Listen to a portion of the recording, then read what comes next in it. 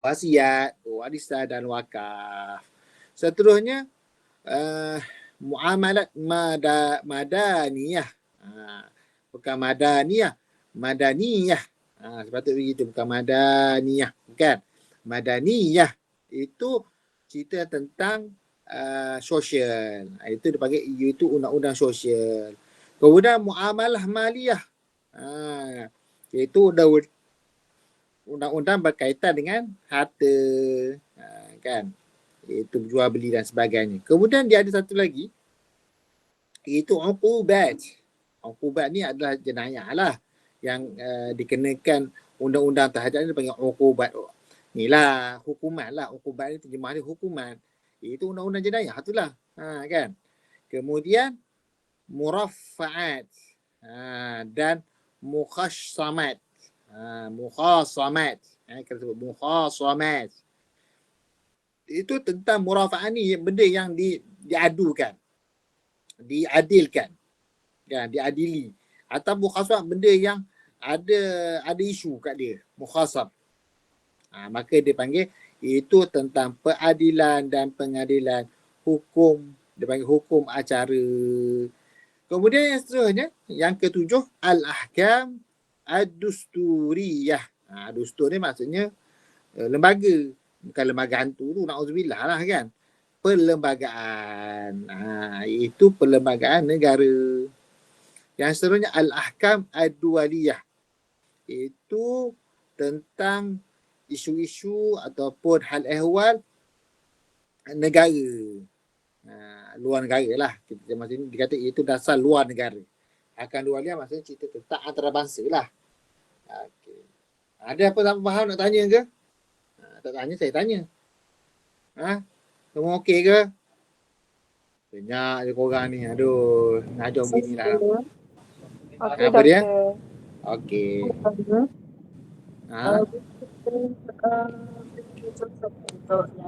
Tak jelas? Tak jelas ke? Boleh tak Doktor terangkan contoh untuk peradilan dan pengadilan tu? Peradilan pengadilan begini.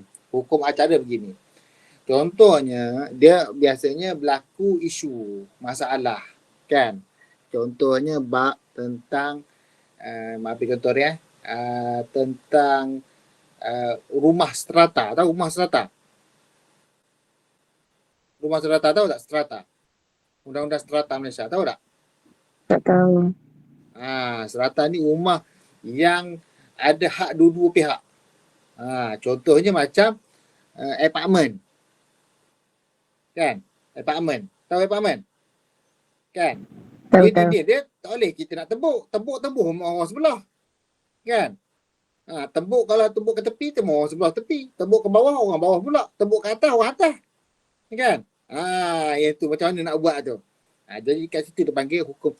Bila berlaku, contohnya orang tu dia nak pecahkan dinding.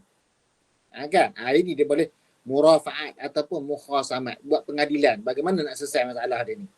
Ataupun dia macam mana, kalau rumah Pak Aman tu kan depan rumah orang tu, dia satu jalan je. Di mana dua jalan. Kan? Dia keluar rumah dia, buka pintu, keluar rumah dia, tu jalan kan. Jalan tu. Sekali dia letak kat depan rumah dia tu apa dia? Dia letak apa? Dia letak kunci. Dua pagar situ, tak boleh orang lalu situ. Ini dia boleh panggil murafa'at ataupun mukhasamat yang boleh diadilkan perkara tersebut. Dia ada macam mana nak selesaikan isu ni. Itu dia panggil pengadilan ataupun hukum acara. Tapi kat Malaysia ni dah ada undang-undang tu.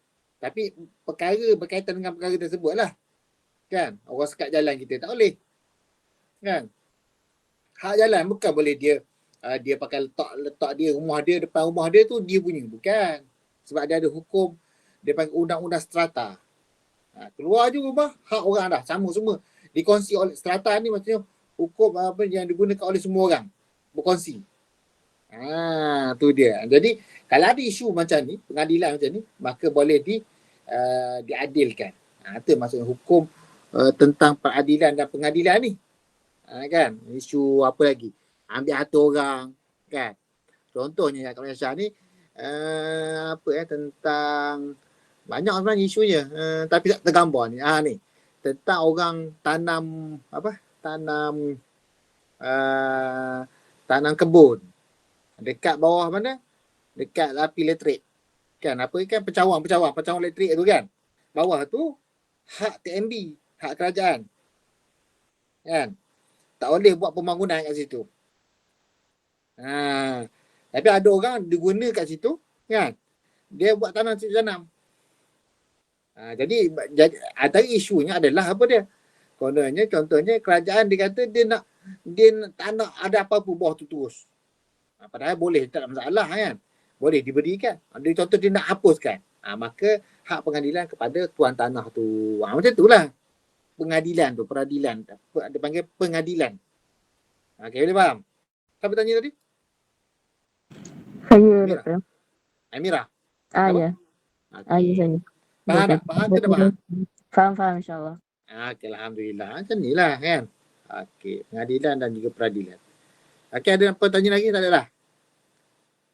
Okey, jadi itu undang-undang syariat lah. Ni bab-bab dia lah kan. Dalam bab-bab Islam. Ini dia tu. Islam ni mudah. Tahu dah apa nak cerita. Undang-undang syariat ni cerita tentang kemasyarakatan kan. Hutan jenayah, undang-undang harta ni jual beli, pinjaman, tu harta lah. Undang-undang jenayah ni dalam Islam ni dia ada hukum hukum hudud. Hukum hudud ni ada 7 atau 8 kan. Hukum zina, hukum narak, tu je. Dia ada hukum zina, lepas tu ada hukum qisas. Hukum qisas ni adalah menceritakan tentang hukuman terhadap pembunuhan dan juga kecederaan. Kan? Ini undang-undang jenayah dalam Islam lah. Kan, pembunuhan dan kecederaan. Pembunuhan apa dia? Kecederaan macam mana? Okey.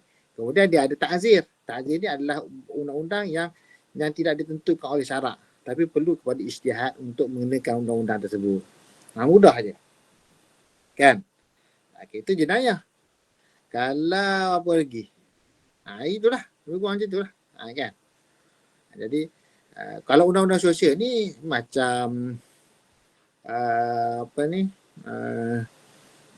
isu rukun tetangga. Kan? Isu ni lah. Isu taman. Ya, tempat tu. Isu kalau kat Malaysia zaman moden sekarang ni, isu buang sampah. Kan sosial lah, undang-undang sosial tu. Kan? Undang-undang yang diperlukan oleh masyarakat. Jalannya, kalau nak buat rumah, jalan besar mana, elektrik macam mana, semua tu dia panggil undang sosial untuk membina sebuah masyarakat lah kan. Itu dia. Jadi undang syariat macam tu. Yang kita nak kira sekarang ni iaitu ada dasar luar negara tu, al-ahkam ad-dualiyah. Hukum iaitu perlembagaan atau dasar luar negara tu. Yang tu yang kita nak cerita ni, diplomatik ni.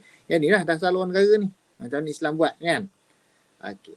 Sekarang kita tengok sumber pula. Tadi kita cerita tentang dalam syariat tu apa dia punya kategori dia. Yang kita cerita tentang yang akhir tu ahkam dualiyah. Kita tentang diplomatik kat situ. Okey. Jadi mana sumber di undang-undang di dalam Quran, dalam Quran pula dalam Islam ni kan? Itu yang disepakati adalah Quran, hadis, qiyas, ijma'. Itu dia punya yang disepakati. 4 ni memang sepakat lah. Kan? Kalau kita mau undang, kita tengok Quran, tengok hadis, tengok qiyas, tengok ijma'.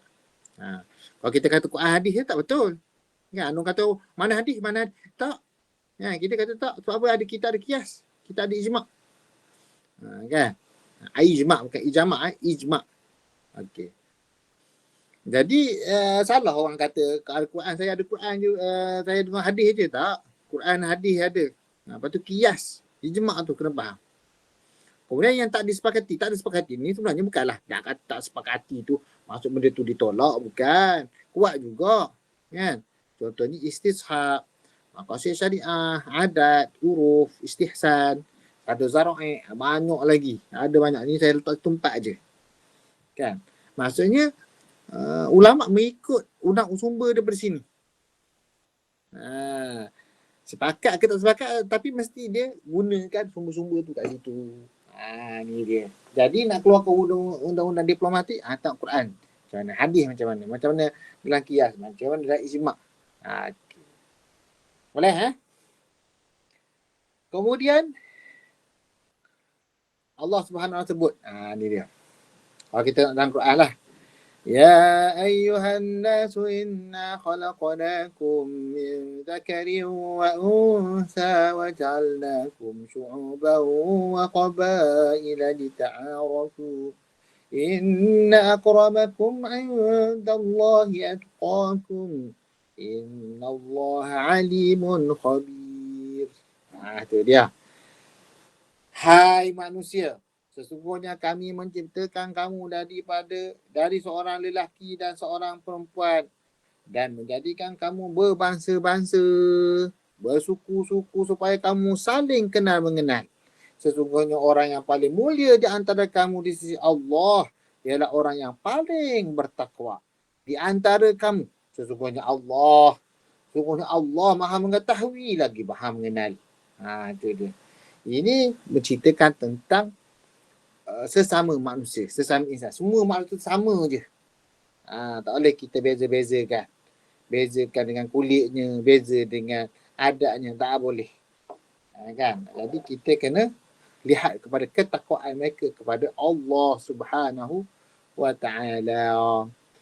Hadis lain, falamma nazala Rasulullah sallallahu alaihi wasallam bil Hudaybiyah, أرسل عثمان بن عفان إلى قريش وقال له أخبرهم أن لا نأتي لقتال وإنما جئنا عمارا وادعوهم إلى الإسلام وأمره أن يأتي رجالا بمكة مؤمنين ونساء مؤمنات فيبشرهم بالفتح وأن الله عز وجل مظهر دينه بمكة.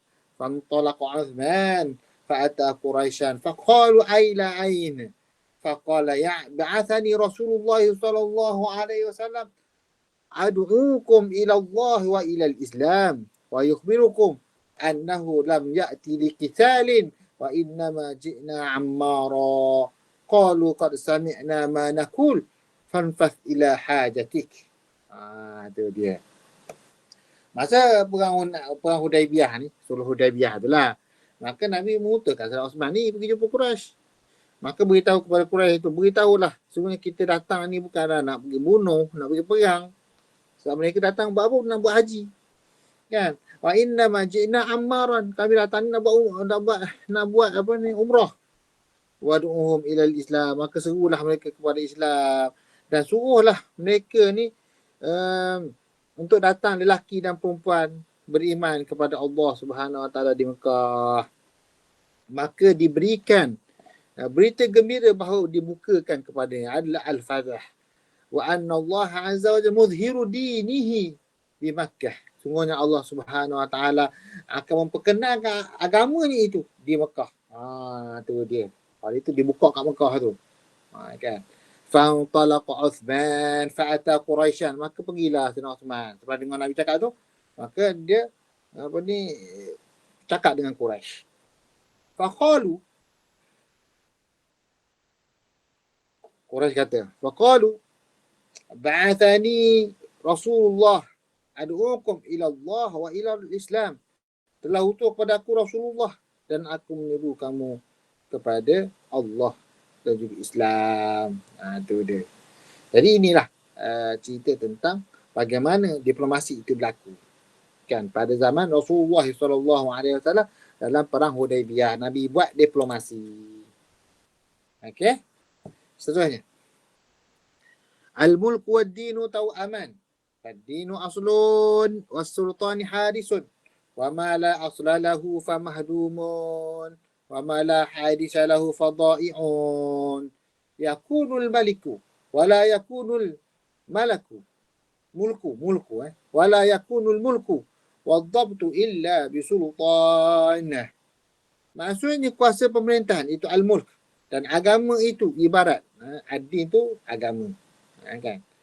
Ad-dinu dikata agama adalah asasnya dan pemerintah adalah penjaganya. Apa yang tiada asas akan runtuh dan apa yang tiada penjaga akan binasa. Jadi agama dan juga pemerintah ini sangat memerlukan di antara satu sama lain.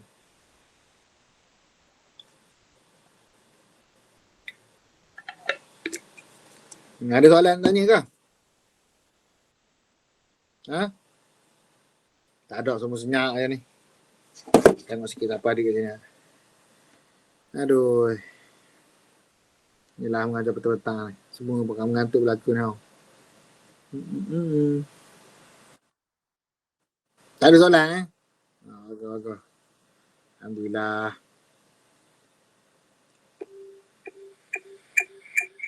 Oh. Apa yang ada ni? Sekejap. Full screen. Mana ni?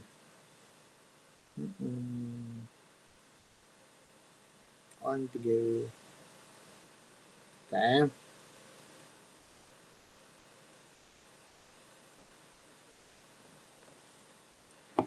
Okay.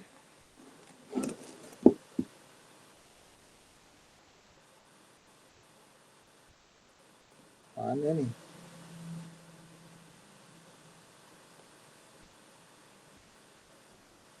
Sudah. Tak sekejap. Cuma mana tadi ni? Tu dia. Okay. Screenshot tak? Ada ni screenshot. Oh. Ramai pun ada 7 orang kan? Aduh. Orang ni pergi mana? 7 orang yang mari ni.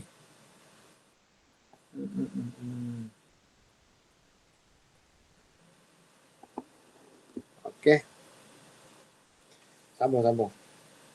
Bismillahirrahmanirrahim. Siasah asyariyah. Politik syarak. Sana dia. Firman Allah Subhanahu wa ta'ala, Inna Allah ya'murukum an tu'addul amanati ila ahliha wa idha hakamtum bainan nasi an tahkumu bil 'adl inna Allah ni'ma ya'idukum bih inna Allah kana sami'an basira. يا أيها الذين آمنوا أطيعوا الله وأطيعوا الرسول وأولي الأمر منكم فإن تنازعتم في شيء فردوه إلى الله والرسول إن كنتم تؤمنون بالله واليوم الآخر ذلك خير وأحسن تأويلا. Yang bermaksud, sesungguhnya Allah menyuruh kamu menyampaikan amanat kepada mereka, kepada yang berhak menerimanya, dan menyuruh kamu apabila menetap hukum di antara manusia supaya kamu menetapkan dengan adil. Sesungguhnya Allah memberikan pengajaran yang sebaik-baik kepadamu. Sesungguhnya Allah adalah maha mendengar lagi maha melihat. Hai orang-orang yang beriman, taatilah Allah dan taatilah Rasul dan ulil amri di antara kamu. Kemudian jika kamu berlainan pendapat tentang sesuatu, maka kembalikanlah ia kepada Allah dan Rasulnya. Jika kamu benar-benar beriman kepada Allah dan hari kemudian, yang demikian itu lebih utama bagimu dan tidak baik akibatnya. Jadi itu contoh daripada siasah syariah. Bagaimana Allah SWT cerita tentang kita nak berhukum dengan hukum apa. Wa idza hakamtum bainan nasi an tahkumu bil adl. Hendaklah berhukum dengan penuh hikmah. Bukan nak pakai hukum je. Kan? Dari itu apabila berlaku perselingkahan di antara kamu ni fa in tanaza'tum fi syai'in farudduhu ila Allah wa rasul. Jika tak boleh buat apa dah, serah kepada Allah, kepada hari kiamat. Serah boleh je. Kan? Maksudnya ikut perintah Allah Subhanahu Wa Taala, ikut je. Kalau Allah suruh kita sembelih kambing, sembelih lembu, ikut je Allah Taala suruh. Kan? Okey, seterusnya pembahagian negara. Pembahagian negara dalam Islam. Okey. Dalam Islam dia ada 3 bentuk nama negara. Pertama, kita panggil sebagai Darul Islam. Kan? Darul Islam. Nama dia tu. Okey. Nama maksudnya negara tu adalah negara orang Islam lah. Orang Islam yang memerintah dan sebagainya lah. Maka negara Islam ni dia ada Muslim, ada Muahid, ada Musta'min. Ada, kalau Muslim ni orang Islam sendiri lah. Kalau orang Islam ni banyaknya orang Islam. Kemudian ada Muahid. Muahid ni orang yang berjanji. Kan? Dalam sistem tu dia berjanji. Dan seterusnya adalah Darul Harbi, rumah perang. Tadi rumah Islam, ni rumah perang dia panggil. Al-Harb ni perang lah. Yang dimasukkannya adalah apa? Negara kafir. Boleh diperangi. Bukan maksud dia perangi itu kita boleh perang sekarang. Tak. Ikut keadaan macam mana. Kan? Memanglah dia ajak kita perang, maka kita boleh perang. Tapi dalam perang Hudaibiyah Nabi tak perang pun. Sebab Nabi boleh terima dengan syarat-syarat yang diberikan. Kemudian Darul Ahdi, negara perjanjian, iaitu yang terikat dengan perjanjian dengan negara Islam. Ini negara-negara kita panggil multilateral. Kan? Kita berhubung dengan mana-mana negara. Perjanjian dengan Islam seperti IOC, bukan OIC. Okey? Ini pembahagian dari negara Islam. Jadi negara Darul Ahdi itu maksudnya orang yang di situ terikat dengan perjanjian dalam Islam. Dia bukan boleh buat-buat ikut dan dia je. Okey? Ini dia, sebab apa? Semua tu ada hukum dia. Kalau negara Islam, orang Islam tu sendiri, dia mesti syarat dia orang Islam lah. Kan? Kalau Harbi ni mau perang, orang ajak tu perang. Seperti Israel. Maka kita perlu perang dia. Tak boleh kita berjinak-jinak dengan orang Israel ni. Kemudian Darul Ahdi tu dia terikat. Contohnya orang yang baru datang visa. Tapi visa tu boleh masuk Darul Islam, orang Islam lah. Tapi kalau Darul Ahdi ni bagi orang-orang yang bukan Islam. Tapi ikut cara Islam lah. Tak boleh dia melenting. Okey? Ada lagi nak tanya ke? Nak tanya ke? Tak ada, Doktor. Tak ada, Doktor. Okey, seterusnya warga negara dalam negara Islam. Kita ni dipanggil al-muwatin. Muwatin negara dah kan. Orang yang bukan negara tersebut dah. Ngantuk lah. Okey. Pertama, warga negara dalam negara Islam ini ada warga negara Muslim, warga negara zimmi dan juga warga negara musta'min. Musta'min ni maksudnya orang yang minta keamanan. Maksud duduk tu raja. Kan tak ada apa-apa kita zakat, tak ada dia. Dia minta keamanan. Maksudnya dia melepaskan negara tersebut lah. Kan? Itu musta'min tu. Maksud dia pergi negara tu, dia sebagai ziarah dan sebagainya. Dia bagi musta'min lah tu. Tapi dalam Islam, dia 3. Kan? Kalau negara Muslim, warga negara Muslim, memang warga negara lah. Warga negara zimmi ni mereka yang hadir, mereka yang di situ adalah bukan Islam. Bukan dia hadir dari luar. Dalam negara tu. Dia bukan orang Islam. Kan? Dia orang kafir contohnya. Maka dia panggil zimmi, warga negara dan juga zimmi. Kan? Benda ni sangat penting lah dalam memahami tentang situasi bagaimana kita nak menggambarkan perkara ini dalam kita berdiplomatik. Okey? Sekejap.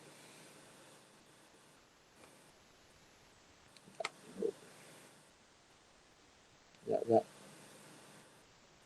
Kita untuk buka ni aduh. Ni.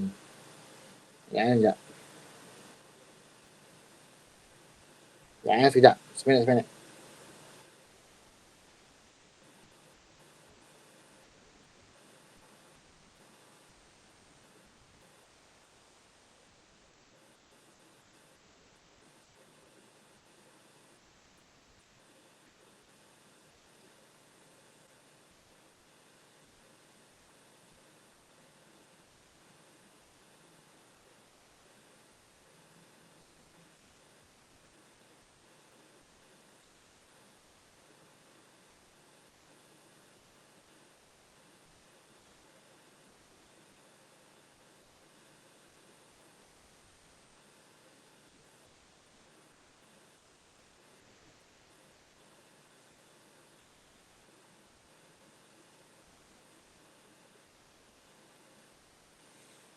Okey, sambung semula.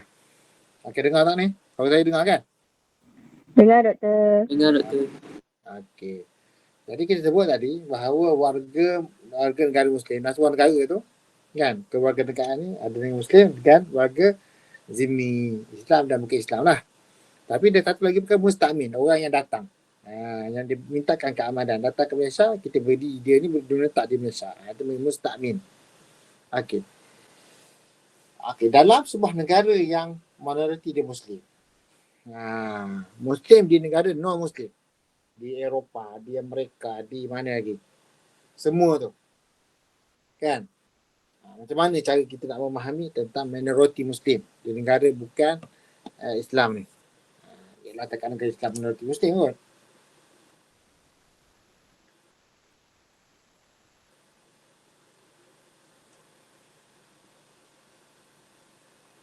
Jangan sekejap. Allah. Pertama sekali ciri ketewasan tamadun yang mencirikan hubungan Islam dengan Barat. Ketewasan, kita sebut tamadun tadi kan. Tamadun negara yang hebat lah. Seperti Amerika kan. Negara-negara ni bagus. Tak macam dunia ketiga kan. Jadi disebabkan tamadun yang tak hebat itu menyebabkan orang Islam ni pergi ke negara Barat. Pergi ke Eropah, pergi ke Amerika. Untuk apa? Cari kerja. Itu je. Kan? Kat duduk negara sendiri macam-macam. Kan? Yang ni menyumpah sana, orang ni menyumpah sini. Yang peliknya, kan? Wang politik. Yang tu seronok. Yang tu seronok lah. Tapi nak rakyatnya maksudnya, kita nak apa? Kena ada wang dulu. Kan? Masuk poket orang dulu. Baru lepas. Kalau negara-negara bertamadun ni tak. Kan? Dia tak boleh buat senang lena macam tu. Kita senang je. Kan? Beri RM1. Settle. Sanggup keadaan negara. Kan? Ini masalah paling besar. Okay. Yang pertama, ciri pertama ketewasan tamadun yang mencirikan hubungan orang Islam dengan Barat. Jadi kefaduan undang-undang dalam minoriti Islam terpaksa mengikut peraturan dan undang-undang masyarakat setempat. Kan ikut dah. Kan? Macam ke Eropah tu, dia ikutlah ke Eropah macam mana. Eropah ni kalau pulau-pulau sekolah-sekolah nak pergi sekolah, mereka kena cabut tudung. Ini masalahnya. Bila mereka sampai je pintu sekolah, maka mereka kena cabut tudung. Jahat tak jahat dia. Kan? Dia konon anti-Islam sangat. Hari ni kena cabut tudung. Tak ada tahu. Kan? Lepas tu suruh dia pergi masuk kelab-kelab apa? Kelab sukan ni. Kelab berenang. Orang perempuan mana lah boleh pakai benda tak elok. Kan? Ini berlaku di negara Barat. Jahat. Kena terpaksa ikut lah. Oleh tu kita kata jangan duduk kat negara Barat ni. Tak boleh pakai. Sebab apa? Dia merosakkan jiwa anak-anak kita. Kan? Bangsa kita, orang Islam. Duduk kat negara Barat ni. Ini masalah dia. Seterusnya adalah ciri kelemahan psikologi dan tekanan budaya. Adalah kita nak solat pun payah. Kan? Saya pernah pergi ke negara Barat ni lah. Di Eropah kan. Saya pergi. Satu kali tu saya nak pergi solat lah. Masuk waktu solat.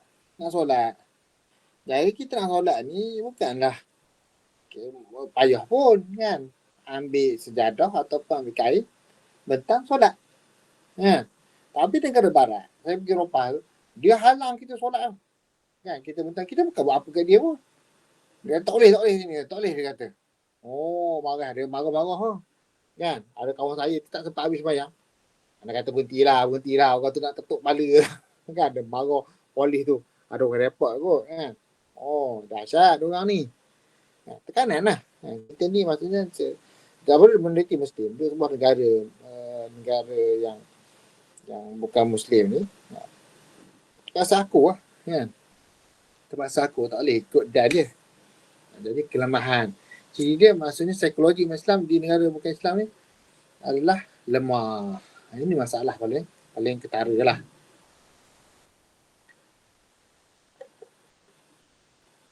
Seterusnya adalah ciri penyebaran tamadun bermesej. Kan?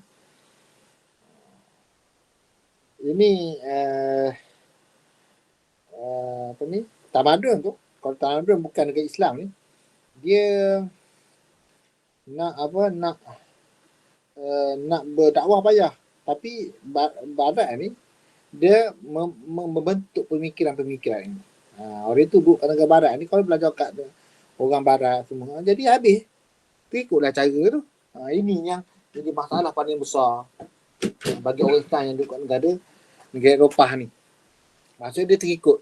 Kenapa adanya penyebaran tamadun yang bermesej. Negara yang bertamadun tadi. Kan? Eropah dan sebagainya.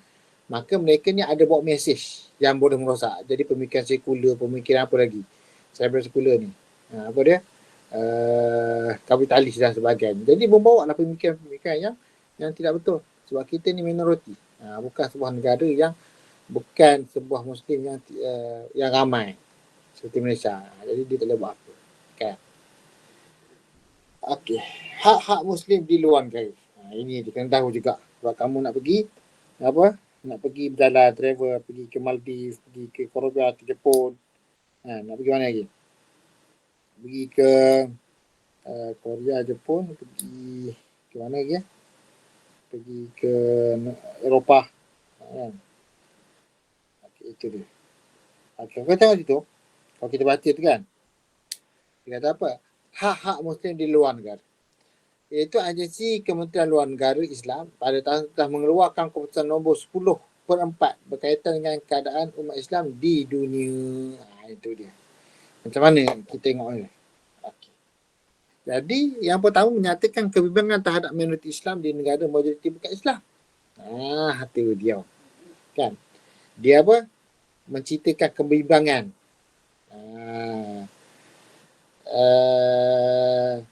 Orang Islam dalam ialah sebab dia minoriti duduk negara orang bukan Islam, jadi rasalah lain macam kan, bimbang lah, takut kena apa-apa kan dan sebagainya.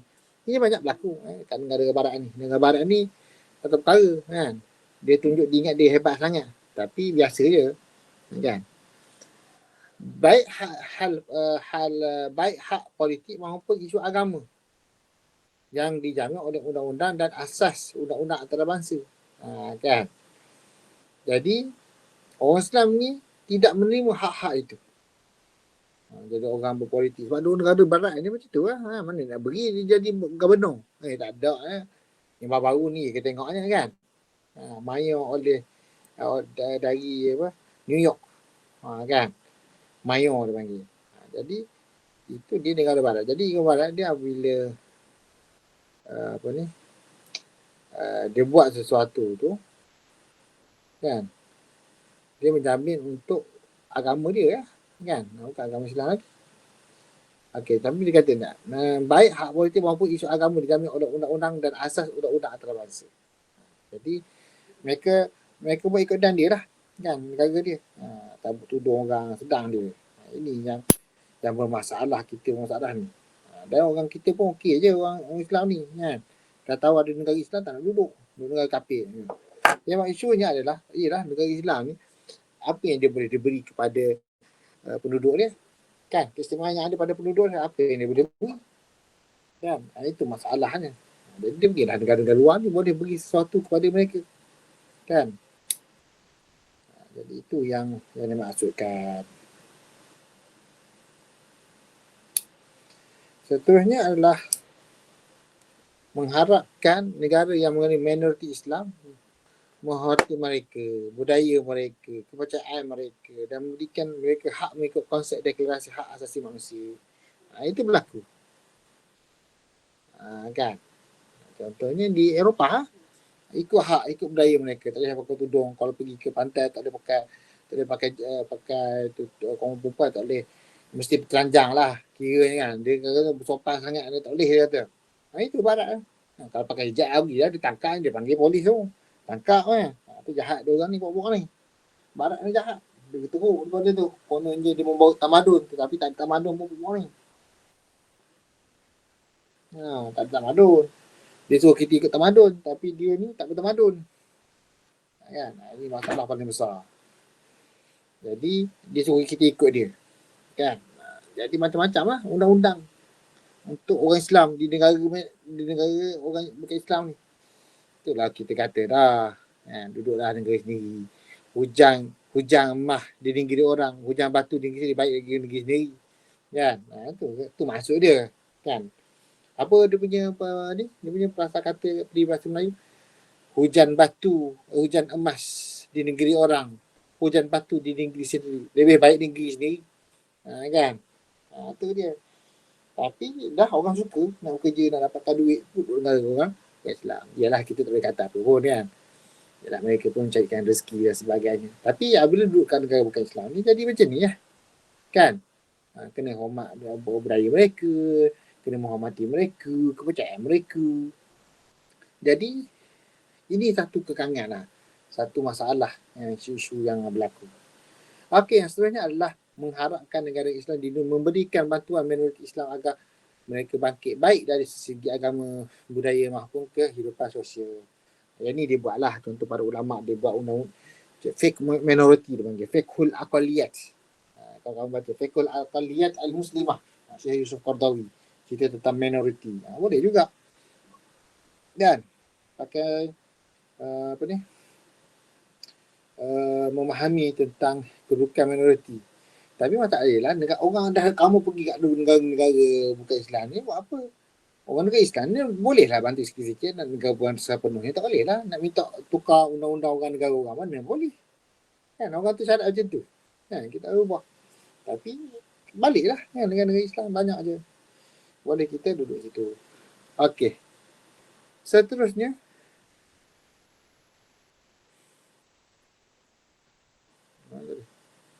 okey, ini Persediaan Kementerian Luar Islam mengeluarkan keputusan mengenai syarat minoriti Islam di dunia dengan nombor 11 8 hingga S hingga 114.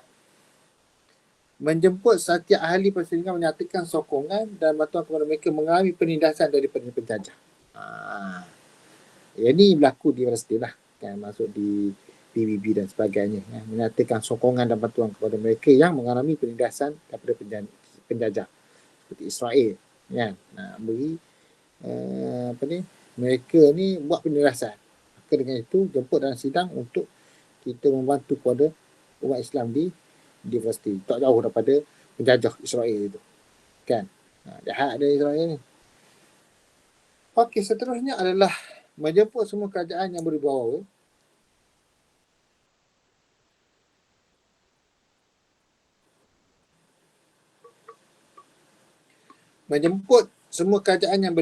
untuk memastikan penghormatan sepenuhnya terhadap hak sosial, ekonomi, pendidikan dan agama minoriti Muslim dan jenis mereka di negara bukan Islam. Orang yang datang ke negara bukan Islam ni terpaksa ikutlah, akur. Tetapi masalahnya orang bangsa dia sendiri yang duduk negara tu masuk bukan, jadi mereka dianggap minoriti. Mereka ni ditindas. Hal itu perlu adanya menjemput semua kerajaan untuk memastikan penghormatan ini berlaku. Itu penting tu. Dan yang ketiga adalah memberi mandat kepada institusi tetap, itu Kotak Perpaduan Islam. Ini betul. Untuk menyediakan segala keperluan utama bagi membantu golongan minoriti Islam dan generasi mereka dengan tujuan untuk memperbaiki keadaan hidup mereka. Itu yang penting. Membantu golongan-golongan minoriti di negara luar lah, negara bukan Islam. So, kalau negara Islam okey lagi. Kan? Tapi kita Malaysia ni duduk mana kan? Jadi itulah sebuah sedikit tentang diplomatik pada hari ini, tentang sumber-sumber sumber-sumber undang-undang diplomatik. Okey, ada apa nak tanya ke? Assalamualaikum. Sarah. Halo, tak ada orang ke? Waalaikumsalam, ada doktor. Okey, buka semua gambar. Nak tengok muka sikit, nak ambil gambar ni. Buka muka sikit. Buka muka sikit. Ambil gambar. Okey, so kamu boleh gambar ke? Ini saya punya molek ni. Boleh ambil gambar. Sebab ambil gambar. Buka. Buka ambil gambar ni. Sebab satu. Mana ni? Afif. Mana Afif? Faris. Mana ni? Adam. Mana lelaki ni? Okey, nak kira ni. Satu. 2, 3. Cek. Okey. Satu lagi. Mana orang lain ni? La ilaha illallah. Satu. Beri mata. Buka. Mana tadi? Tak keluar dah. Nama macam ada ni. 1, 2, 3. Alhamdulillah. Okey, terima kasih semua.